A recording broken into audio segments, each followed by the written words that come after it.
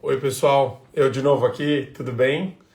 Estou aqui chamando agora o grande Eduardo Bolsonaro para a gente fazer um balanço rápido sobre o desempenho do Bolsonaro aqui nos debates, nesse primeiro debate, essa primeira rodada de debates. E E aí, mestre? fala, Marco, tudo bem? Tudo ótimo e você? Como é que tá? Tranquilo, leve e solto, né? Depois dessa tratorada de hoje, nossa, eu já estou prevendo que alguém vai entrar no STF querendo proibir os debates. Olha, eu vou te falar, viu? Eu fiquei muito impressionado com o começo já. Eu achei o começo o ponto mais interessante, porque o Bolsonaro ele teve a oportunidade de fazer a pergunta para o Lula e todo mundo reparou assim um certo constrangimento do Lula. Ele não conseguiu responder.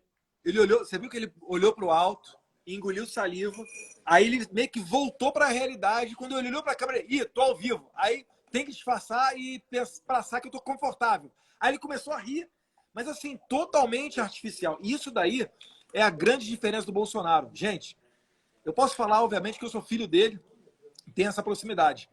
Ele não tem um preparo específico. Eu não sei se as pessoas chegaram a ver, mas na entrada da Band, Marco, sempre teve entrevista com os candidatos. Um bate-bola, o que você está esperando do debate? Com o Bolsonaro, perguntaram, você se preparou para esse debate? Ele falou, não, eu já estou preparado. Fiz o Media Training lá em 2018 uma vez, não adiantou de nada, e vim aqui mesmo, vou participar. E é dessa maneira. Ele não treina pergunta e resposta. É por isso que ele consegue transmitir 100% de espontaneidade. Óbvio, ele leu alguma coisa, ele se preparou, pensou em quais perguntas fazer para quais candidatos, mas ele não é fruto de um marqueteiro. Ninguém comanda o presidente. As pessoas vêm para mim finalizando. Ah, Eduardo, tenta fazer o teu pai falar isso. Fala mais assim, fala mais assado, dá mais porrada, fala mais moderado. Gente, o Bolsonaro ele simplesmente é incontrolável. E eu acho que isso ficou muito claro. Eu fiquei feliz que a audiência foi bem alta, né? Acho que vocês viram. Eu não Foi sei qual recorde. foi recorde. O Eu estava pico. vendo que na internet estava passando de 1.200, 1.300 milhões simultâneo. Eu acho que até então, pelo menos desses últimos tempos, eu acho que o recorde era do Pânico, com 600 e alguma coisa mil. Então, eu acho que bateu. Teve uma hora que eu vi lá 1,5. Um e Eu acho meio? que 1,5. Acho que o Nicolas vai entrar também aqui, hein? Deixa eu ver. Uhum. Ah, porque a grande. Aqui, Nicolas Ferreira DM. Agora dá para botar mais gente aqui no Instagram, né? Dá.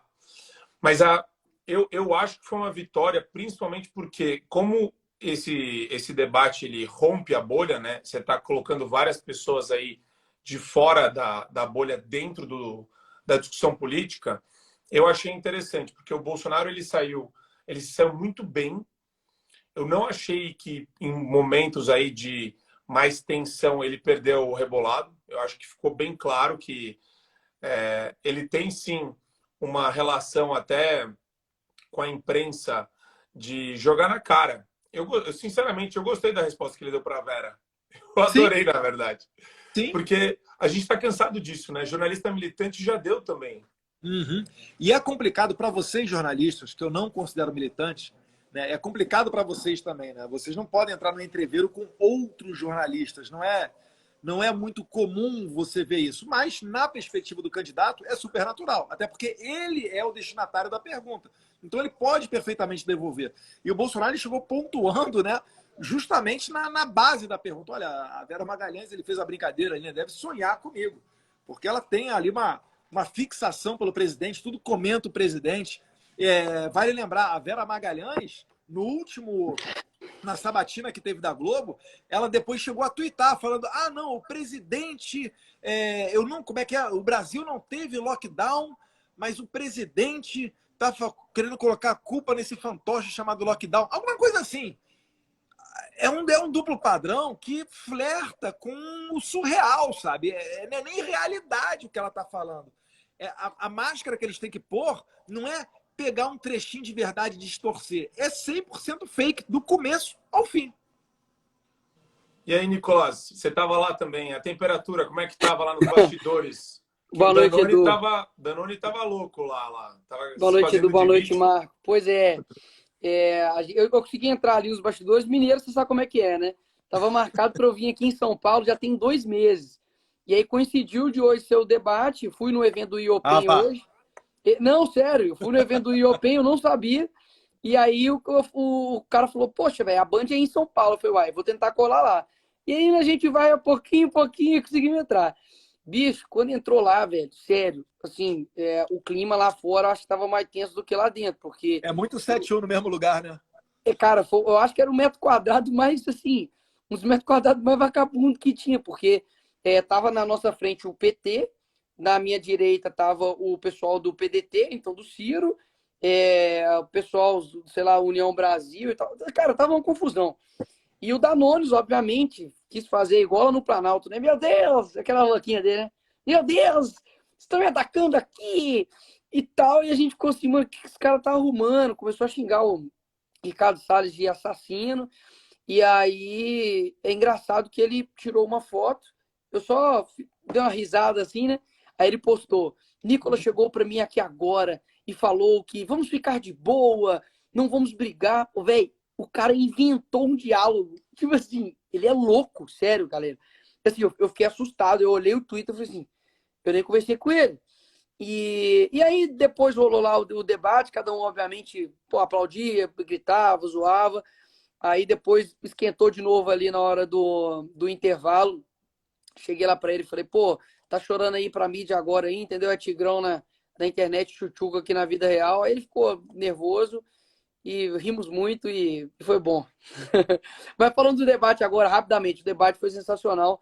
O presidente mandou muito bem. Primeiro tema já perguntou pro Bolsonaro, pro Lula, falou tema corrupção. O Lula sabonetou todas as perguntas, parecia que ele nem tinha ido. Bolsonaro manteve a calma, fez posicionamentos firmes.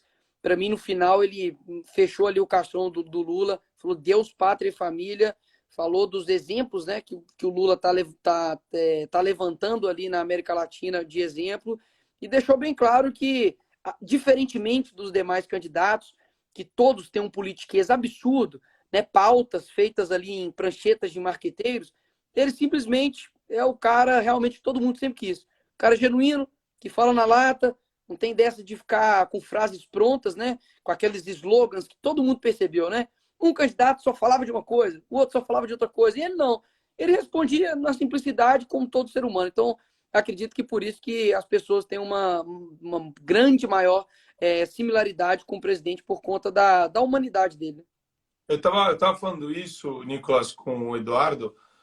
O Bolsonaro ele tem esse elemento de franqueza, espontaneidade que eu acho que atrai as pessoas exatamente por se diferenciar dos outros. Agora, teve uma participação lá que eu achei terrível em todos os sentidos, até pelo nível de cinismo, que foi a da Simone Tebet.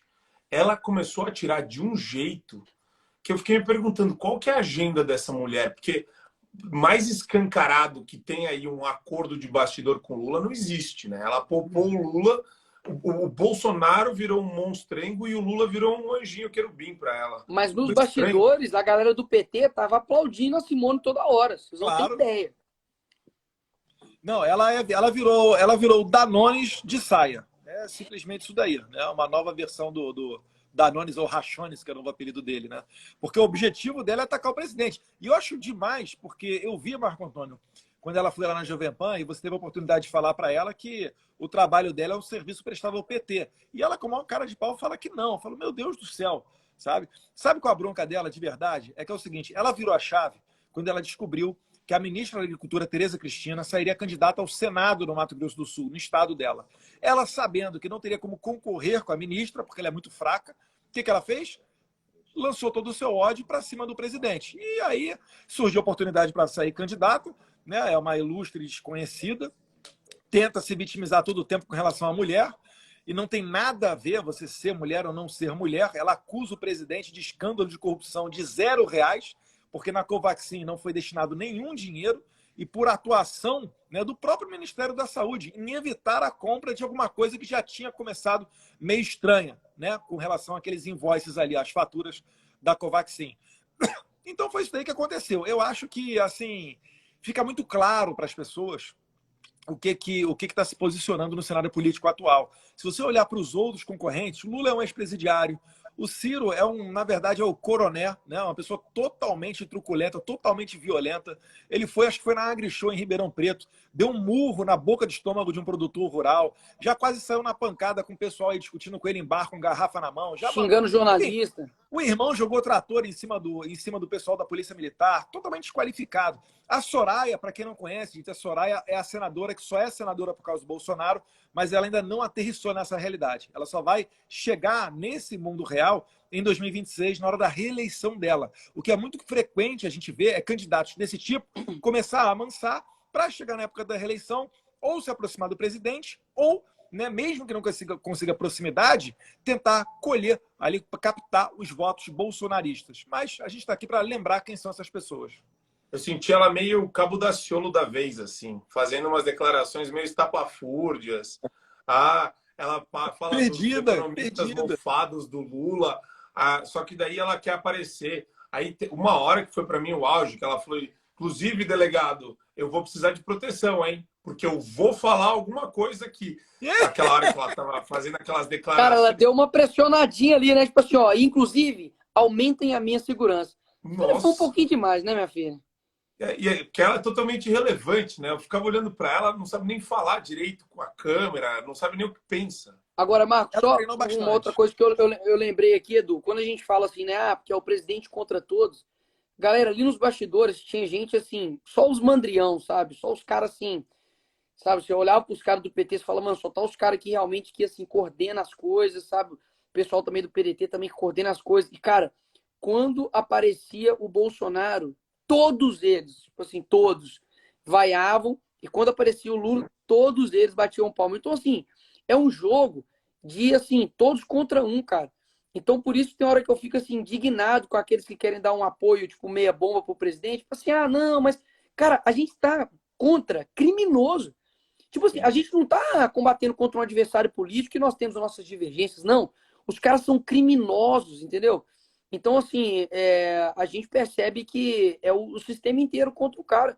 Não achem que essa briga é simplesmente uma briga de não, eu tô querendo escolher aqui entre chocolate e morango. Eu não gosto muito de chocolate. Não é. Não estamos lidando com isso. É o sorvete de limão e de bosta. Exatamente. Mas o limão é ácido. Pô, meu parceiro, é melhor ser ácido. A Karina Cupa mandou bem aqui, falou que a Soraya Tronic estava nervosa, não parava de piscar. Também pode ser um... Se ela ganhar um voto para cada piscada, ela ganha. Isso daí tem nome, né? Essa piscada aí, esse jeito estranho, a perna devia estar tremendo, tem origem isso daí.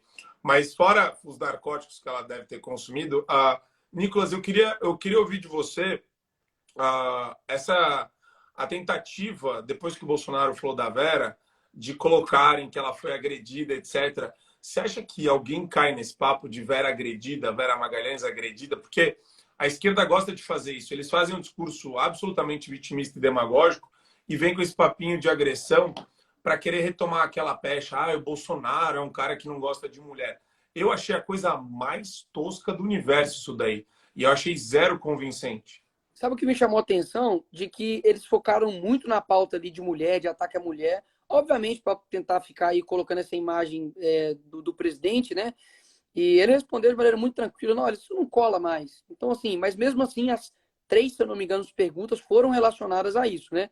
Então é uma repetição para poder ficar tentando criar uma imagem do presidente que não é. Agora, o que eu pergunto para essa classe jornalística é o seguinte, não vai perguntar sobre os mandos e desmandos do STF, não? Porque é muito estranho, né? Não falar do que o Alexandre de Moraes fez. Pô, tá com medo? Então, assim, a classe jornalística, cara, poderia, assim, ter a oportunidade de fazer uma pergunta incrível para um candidato a presidente. O presidente Bolsonaro está representando a classe jornalística. Ele fez uma pergunta apropriada sobre corrupção para o Lula. Ele foi o único a levantar a bola com relação ao Alexandre de Moraes ter mandado a Polícia Federal bater na porta de empresário por ter conversado em grupo de WhatsApp. E ele fala isso, você repara só, nenhum dos outros candidatos fala nada.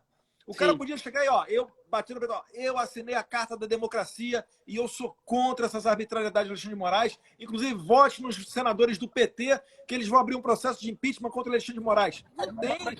É absurdo como é que esse pessoal consegue silenciar. Quem chegou ali? O Eu. O Adriles. Sou eu. Chama o Como é que Danones. Aí, como é que ó. vão os senhores? Adriles, pra você aí, Fica ó. lá. O que é isso, rapaz? Isso é maionese? O que é isso aí? Ó, isso aqui é Danone. coqueiro, tá? Não é de maconha, não. É coqueiro, tá? Danones, rachadones,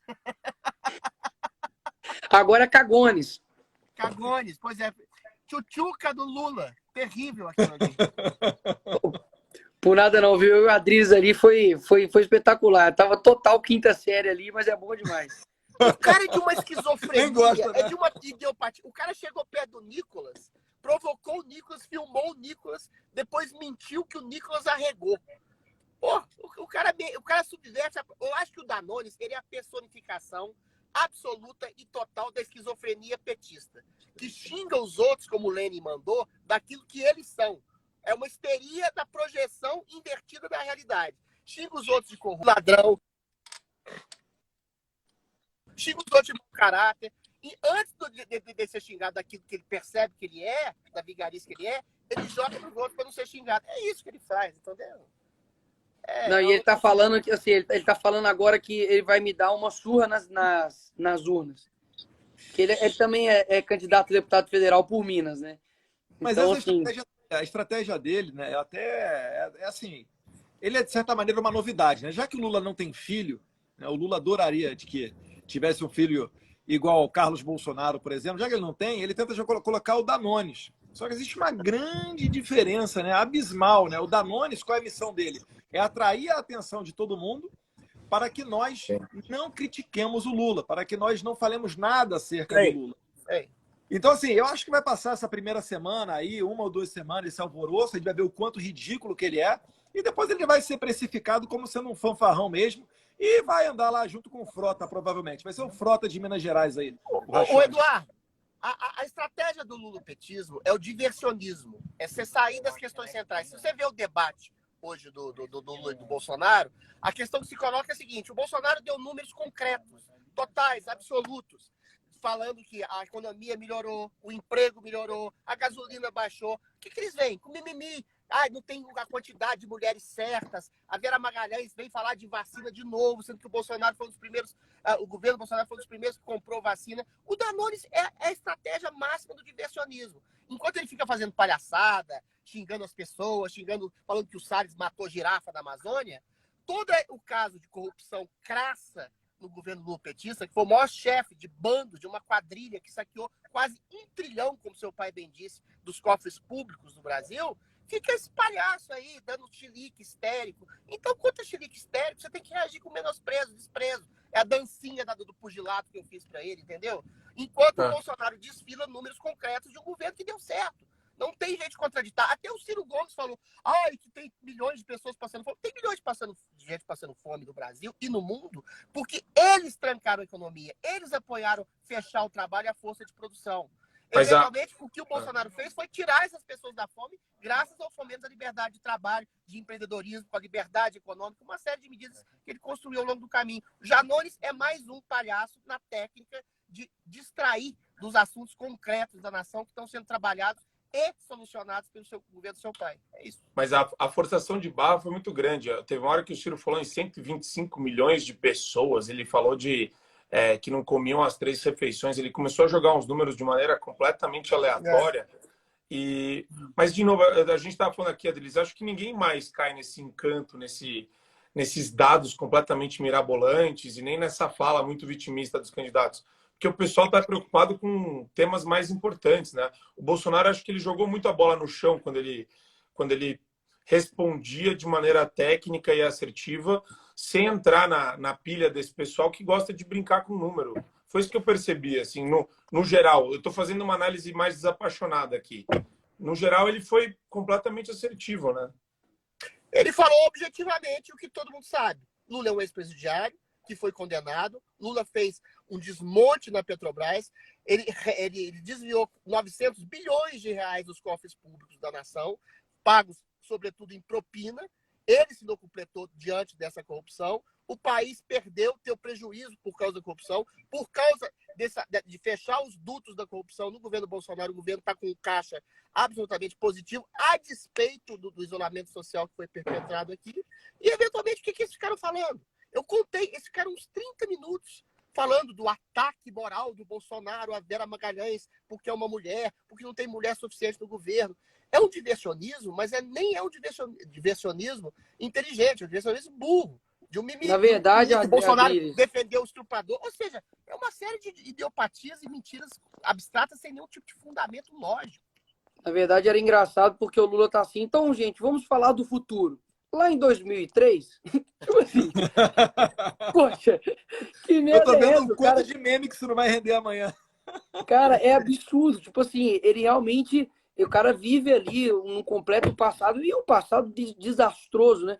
Então, assim, eles realmente não conseguiram ali sair daquilo e realmente o presidente saiu muito bem, graças a Deus. Ó, deixa eu jogar um tema na mesa aqui, se me permite, Marco, que é o seguinte. Claro. Eu rapidamente já peguei um trecho ali da fala do presidente, em que ele joga na cara da Simone Tebet uma fala dela durante a CPI da Covid, que eu chamo de CPI do circo, em que ela diz com todas as letras que não é papel da CPI investigar os governadores, né? Tentando não impedir com que seja puxado ali para o centro da discussão da CPI os desvios do ex-ministro da Dilma, Gabas, né, que foi o responsável pela compra de algumas, se não me engano, 50 milhões em respiradores que nunca foram entregues, que inclusive foram comprados em loja de cannabis.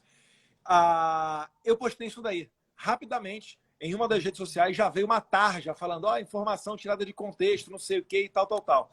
Então, eu imagino como é que vai ser a repercussão desse debate, porque determinados trechos do que o presidente fala, algumas agências de checagem, ou por vezes a própria plataforma de rede social, talvez ela vai retirar aquilo dali do ar. Vocês temem isso também?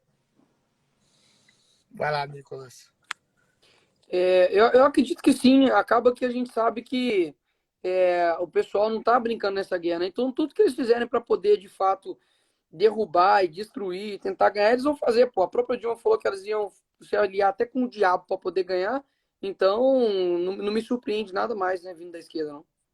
A Simone Tebet faz um discurso subversivo e invertido da realidade. Ela falou metade do tempo em ataque às mulheres, sendo que ela mesma deixou de maneira covarde que a Nise Yamaguchi e a doutora Maíra fossem covardemente Ela disse que não, você viu, cara? Alguém acreditou no que ela falou? Durante a CPI inquisitorial do Renan Calheiros, do Omar Aziz, eu posso falar isso, né? Duas das maiores excrescências do Congresso Nacional, Renan Calheiros atolado em processo de corrupção, em uma dúzia de processos de corrupção, e é uma mulher que, em vez de fazer um combate efetivo a essa corrupção, a esses corruptos às quais ela se aliou por oportunismo político, a mulher vem falar de um tipo de pseudo-feminismo que não defende mulheres simplesmente para atacar um homem que nunca atacou mulher alguma, que sempre defendeu as mulheres, que deu uma série de leis beneficiárias às mulheres. E ele errou, tá? Desde a época lá da Maria do Rosário, que chamou ele de estuprador, defendeu as vítimas de homens que atacam mulheres. Quem faz uma defesa de vítima, de bandido, como se fosse uma vítima social, é a esquerda, junto da qual ela se alia agora. Você vê todo o debate, gente.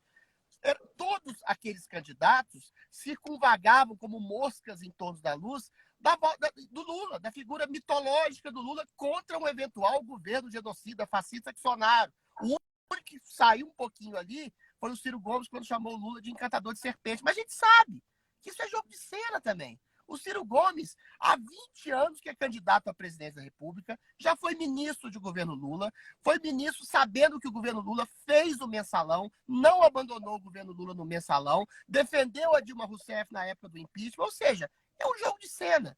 A Simone Tebet já falou que vai apoiar o Lula no segundo turno, ou seja, é Lula. O que eu percebi desse debate é muito simples, é Bolsonaro contra todo o establishment corrupto, representado por candidatos fisiológicos que querem voltar a mamar na teta do lulopetismo, pior, com parte da própria grande mídia, principalmente representada por essa senhorita Playmobil aí da Vera Magalhães, que aproveita da possibilidade de questionar para levantar a bola para outros candidatos atacarem o Bolsonaro. Então, o resumo desse debate foi o Bolsonaro contra o Lula, os seus candidatos satélites e contra a mídia que também faz oposição contra ele. É Bolsonaro contra o mundo. Parece um filme de ficção assim, científica, mitológica que a gente está vivendo. É impressionante. E a gente tem que se perguntar o porquê dessa união de parte do judiciário, de parte da grande mídia, de parte de todos os candidatos, para que retomem um tipo de política fisiológica que distribua o maná, e distribua o poder, como era feito na época do Sarney,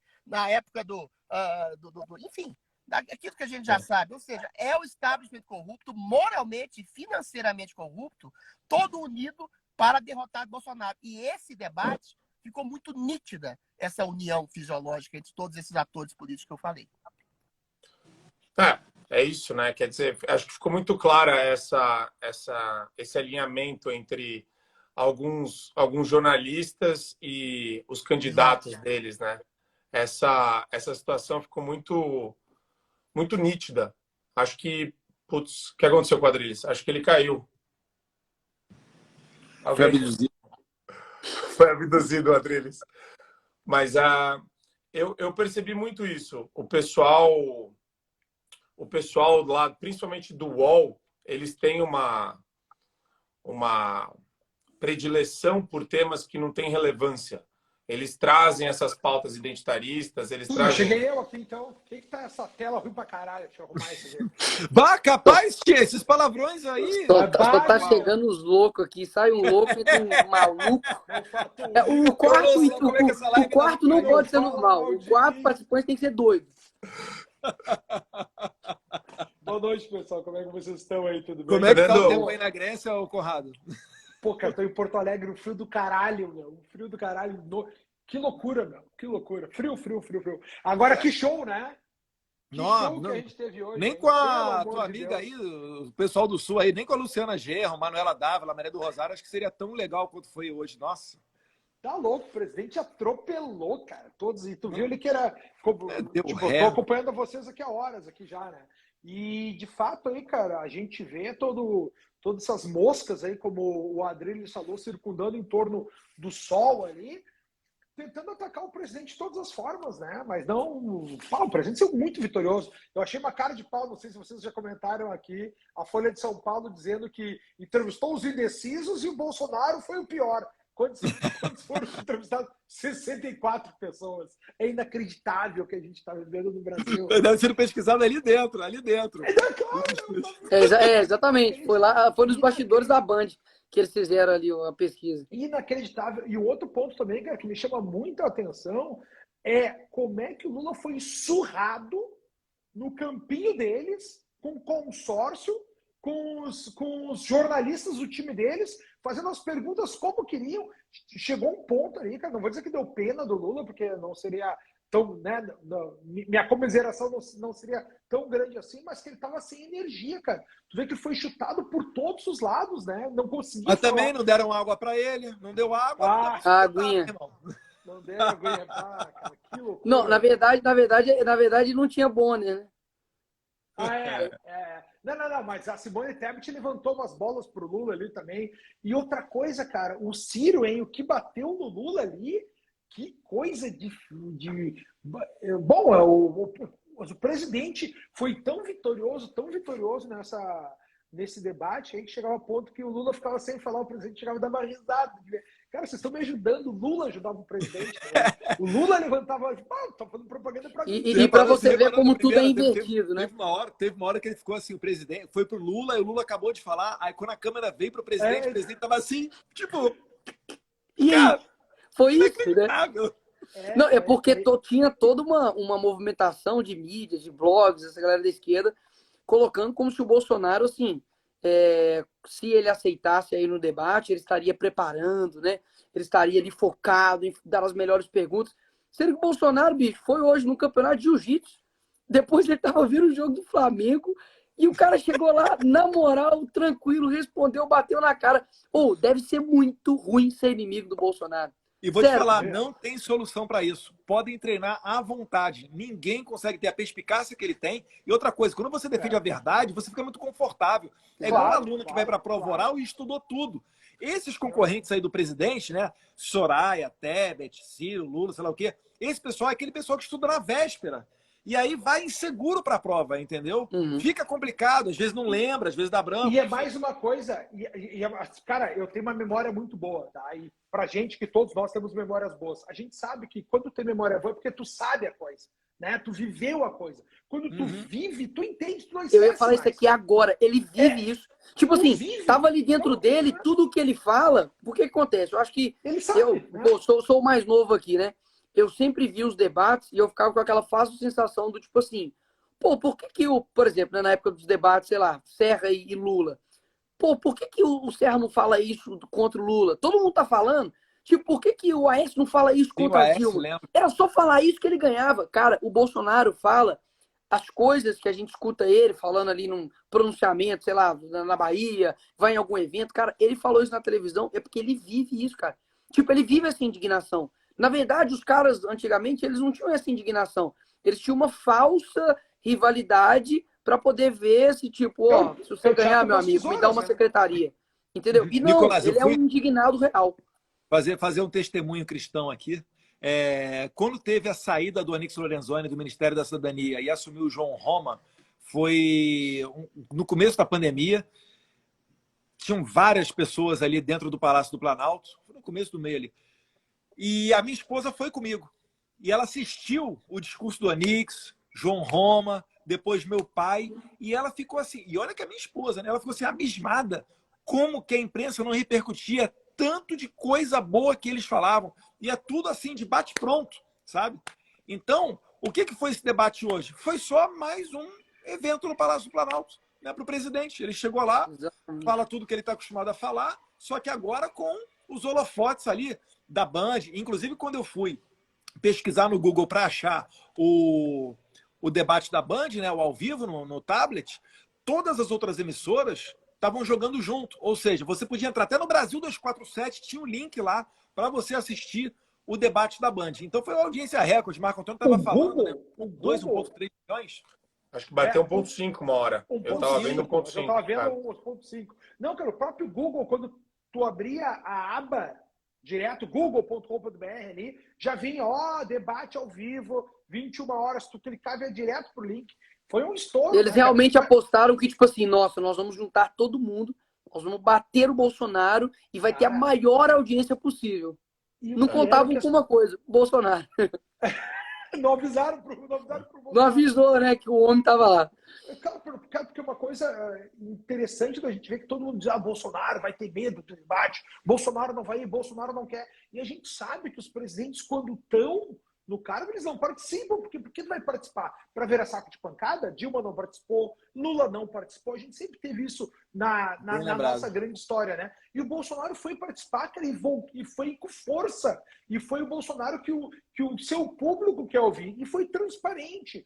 Tudo que ele falou, e uma coisa principal que acho que foi desde o início, quebrar os frames, né, cara? Eu coloquei no Twitter na hora, cara, ele tá quebrando todo o frame. Viu o frame, né? A moldura da historinha da Covid, ele quebrava aquilo ali. A moldura da historinha da vacina, ele quebrava aquilo ali. A moldura da historinha da fome, ele quebrava aquilo ali. Com aqueles dados orbitantes também. A gente viu ali o Ciro Gomes dizendo que tem 125 milhões brasileiros com fome. Só se for os gordinhos querendo bocha recheada, Ele falou, né, que porque 125 milhões não fazem as 3 refeições. Ah, é? É um negócio assim... É isso que eu acho, né? O Paulo Figueiredo fala muito do jornalismo profissional que morreu, mas morre assim por causa disso, né? Por isso que as pessoas recorrem às redes sociais, recorrem a outros meios ou a meios alternativos, porque cansou já. E essa militância, ela está presente para além do jornalismo. Essas estatísticas, a maneira como elas são geradas, é um assinte à razão, é um assinte ao bom senso. E isso tem que ser questionado. As pessoas elas não podem ter... E eu não sei, de novo entra naquela discussão de, poxa, será que os jornalistas eles realmente acreditam que não vai ter uma mudança paradigmática? Porque a realidade está mudando na frente de todo mundo. E a grande característica é essa. Mas a realidade eles não vão. Você repara, o tratamento do Bonner, eu confesso para vocês, né? A gente sabe do baixo nível da Globo. Para mim, eles chegaram no fundo do poço quando eles quiseram relacionar o presidente com a morte da Marielle Franco, com aquele negócio lá da entrada do condomínio de um dos acusados. Para mim, aquilo dali foi o ápice do baixo nível, porque era num dia em que o presidente estava em Brasília e eles sabiam disso, né? Em Brasília, a presença é verificada através de digital. Não tem como você burlar aquilo dali. Mas, enfim, isso daí Quando entrou o Jornal da Globo, eu achava que eles fossem ser mais profissionais, ou ao menos tentassem fingir. Só que o que eu consegui perceber é que eles já estão num nível já psicopata. Eles não conseguem mais fazer de uma maneira diferente que não com fígado, que não com o estômago, sabe? Com bilis ali para cima do presidente. Não consegue. A Vera Magalhães, ela não consegue fazer uma pergunta profissional direcionada ao Bolsonaro. Aquilo que o presidente falou, ele tirou um sarro com ela, mas é verdade. Ela vai dormir pensando no presidente, não tem sombra de dúvida disso. Se ela ficou esperneando na pandemia, que ela tomou umas respostas bem dadas no Twitter, falando depressiva, não sei o quê, tal. Hoje, olha, não sei, de repente ela vai entrar em depressão de novo. Mas isso daí é muito bizarro e a gente tem que concordar com o Paulo Figueiredo. O Paulo Figueiredo tem razão. O jornalista profissional morreu. E é por isso, Marco Antônio, com todo respeito, que, por exemplo, a Jovem Pan tem alcançado uma audiência muito maior do que, por exemplo, a CNN. Quantas centenas de milhões a CNN investiu para trazer a CNN para o Brasil? Em material, equipamento, contratação, licenciamento, enfim. E a Jovem Pan, eu vou chutar aqui, com 10% disso, tá dando um banho, né? Tá na televisão agora, tem a Panflix, vocês aí nos pingos, nos is, nos 3 em 1, bombando para tudo que é lado. Tem um cara muito bonito, né, cara? Tem um cara muito bonito lá, né? Pessoal, uma coisa que, assim, fica de... O Edu tava falando aí com relação à imprensa, né?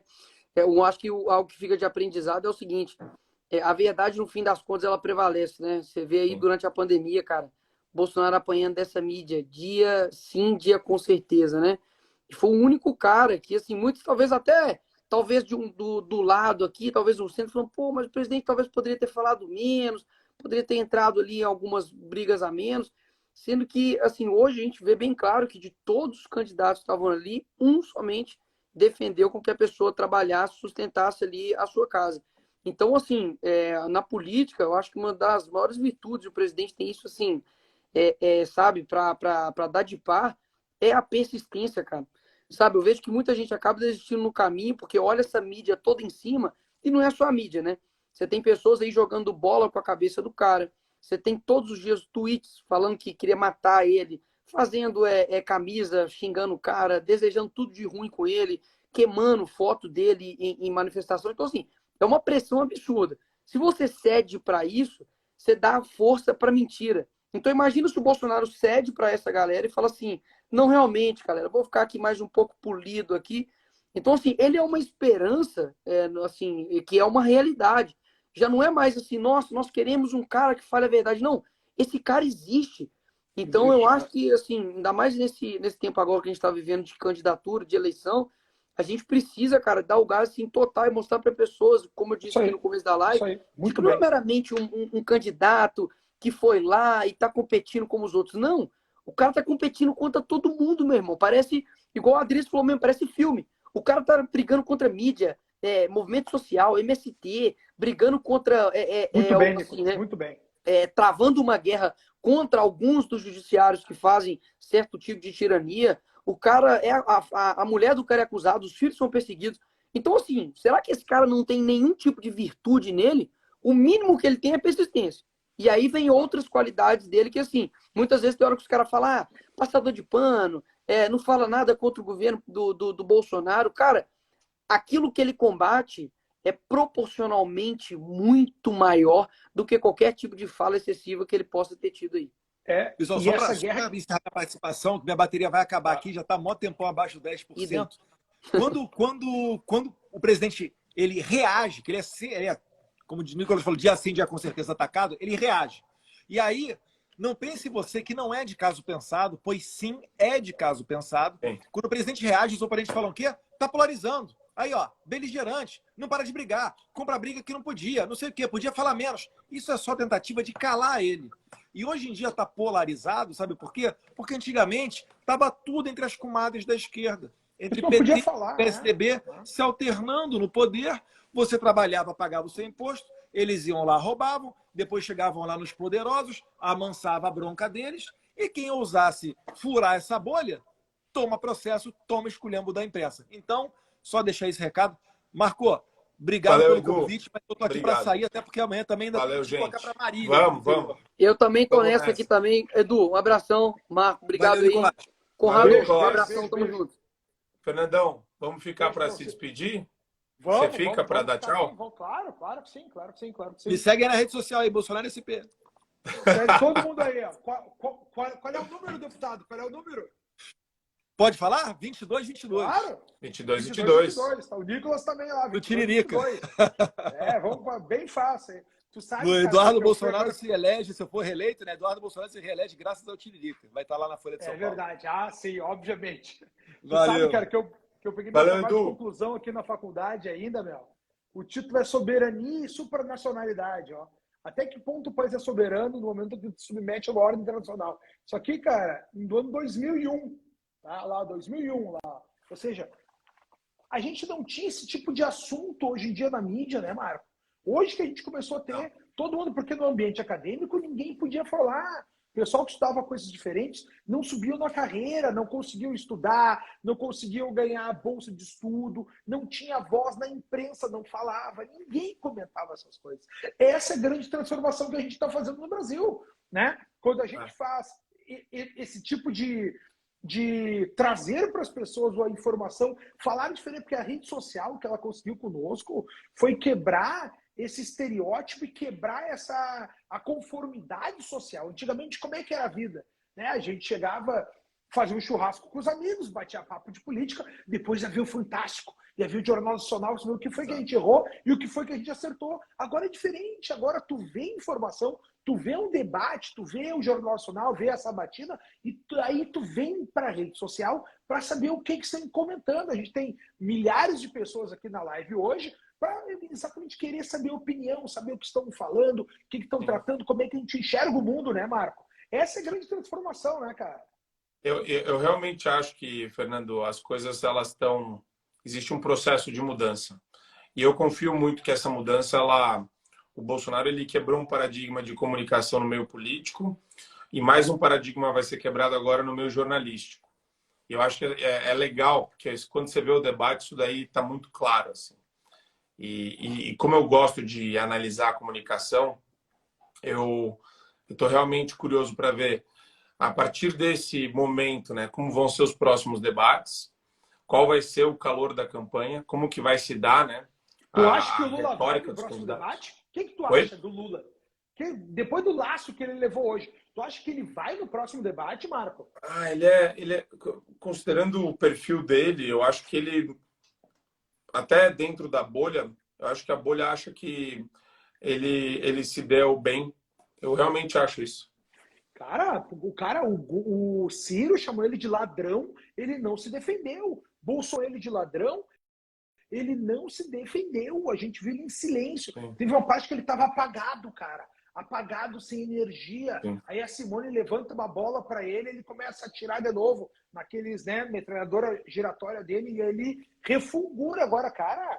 Eu vi um Lula apagado hoje ali, como eu não via há muito tempo. Porque tu sabe também, Marco, que ninguém comenta, tá? Tem umas coisas, tem uns dados assim que a gente tem que eu não sei como é que as pessoas, né, não fazem essa conexão. O Lula não fala num ambiente aberto assim, desde os Jogos Olímpicos, os Pan-Americanos de 2007 aqui no Brasil, cara. Que ele não fala num estádio, porque ele foi muito vaiado naquela época, do mensalão, da roubalheira. Nunca mais ele falou. Então ele só tá numa bolha há 15 anos. É verdade. Tu percebe isso? E ninguém comenta essas coisas. Ele foi falar no Anhangabaú, tinha um pedido, né, uma segurança para 100 mil pessoas. Eu estava fazendo a cobertura na Jovem Pan ali, tinha 4 mil, ninguém fala, sempre o mesmo discurso. E hoje ele não teve colocação, né? E aí a gente vê esses pequenininhos, a Tebet, até aquela Soraya ali que só ganhou baseada no Bolsonaro, a senadora do Bolsonaro, né? Aí vem ali atirar no presidente ali, todo mundo querendo atirar um pouco no presidente. Foi vergonhoso. E o presidente pronto para todas, né? Eu achei. O desempenho do Bolsonaro foi fora de série. Mas eu estou curioso agora para ver os próximos debates, porque depois dessa, talvez algumas mudanças aconteçam na campanha petista. Mas eu acho que eles são meio... Eu não sei se eles mudam ou não, viu? Se eles aprendem rápido. Porque teve uma parte do debate que o Lula vira para a Soraya e fala: você não viu o seu país mudar, mas o seu motorista viu. Ele foi o muito seu bem. jardineiro viu. Bem colocado, O bem seu... colocado. E quando ele traz isso... Foi ali que ele voltou. Ali que ele voltou. Foi bem nesse ponto. E eles voltam só nesse ponto. Quer dizer, você percebe que eles saem das temáticas que estão sendo discutidas em termos programáticos e ele volta com essa espécie de memória de um país... Mas cara. Mas é que assim, ó, ao meu ver, tá, Marco? A estratégia do Lula, até eu estava comentando lá com o Emílio, lá no Pânico, a gente estava conversando.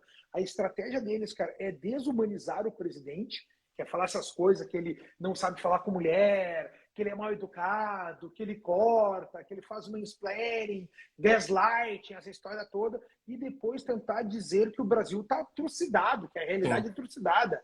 Né? Que daí o copeiro entendia mais da vida, vivia melhor, a empregada doméstica, para colocar o nós contra eles, né? Colocar, vocês são ricos e não merecem toda essa privacidade. Porque, cara, o PT em si, aquilo que dizia no... Cadê aqui? Deixa eu pegar. No liberalismo aqui, ó. Vou ler para vocês. Ó. Complexo de Fourier.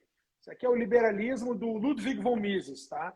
Ele tem, cara, o início aqui, quando ele vai falar do complexo de Fourier, que é esse ressentimento, cara, que as pessoas têm, ó. Ele fala aqui, ó. Tal oposição... Pô, como é que eu sei até o cara... Quando a gente estuda é bom, né, cara? Quando eu estudo, o cara pega o livro e tem a página já aqui para falar. Vou ler para vocês complexo de Fourier, ó. Tal oposição não se origina na razão, mas de uma atitude mental patológica, isto é, do ressentimento de uma condição neurastênica que se poderia chamar de complexo de Fourier, assim denominado em razão de um socialista francês do mesmo nome, que era um dos socialistas utópicos lá. E eles colocam isso, cara. No que se refere ao ressentimento e à malevolência invejosa, pouco se tem a dizer.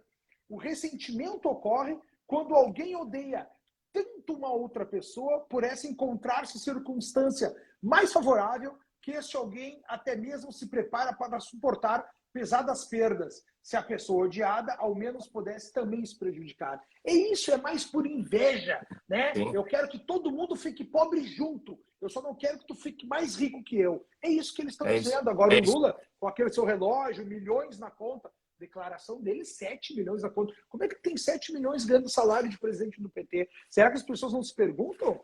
É uma palhaçada, né? É ridículo. Mas para baixo. Mas então a gente saiu feliz. Eu, sinceramente, eu acho que foi um bom jogo para o Bolsonaro. Ele ganhou de longe. E a gente, até agora, ó, 1h48 da manhã. Cara, eu comecei...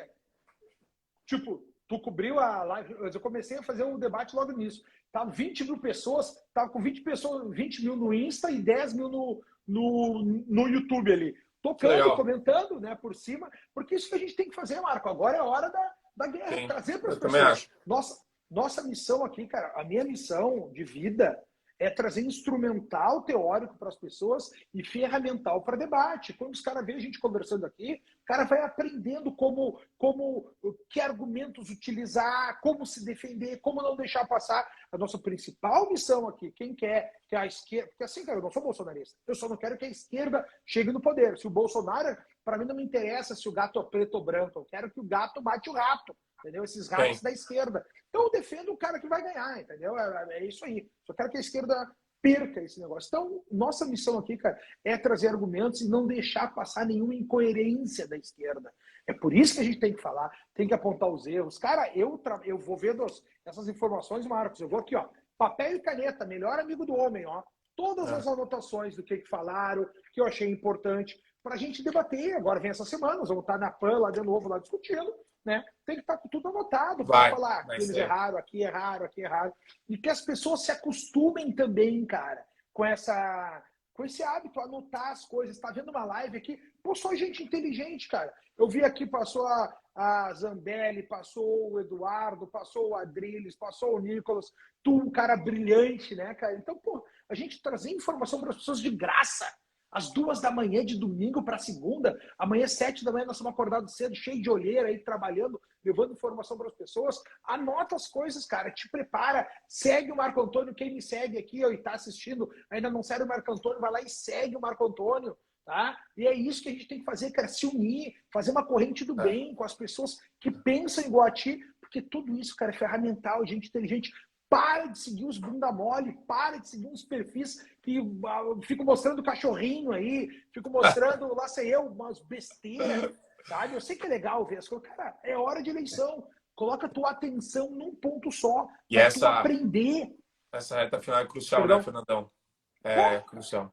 Cara, essa reta final é o mais importante. Dias. Vai voar. Dias para as eleições. Isso aí. E dia 7, você vai estar aqui em São Paulo ou não? Vou estar em São Paulo. Já estou com o passagem comprado. Do dia 6 ao 11.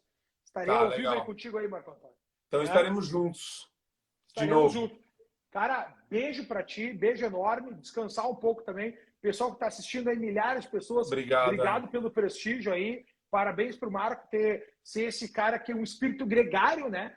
Mas olha quanta gente tu reuniu aqui, né, Marco? E tem esse espírito aí que te admiro aí, te tenho como amigo, um dos bons amigos. Ideia, é recíproco, meu cara. Eu acho que você sociais e que a Jovem Pan me deu aí, cara.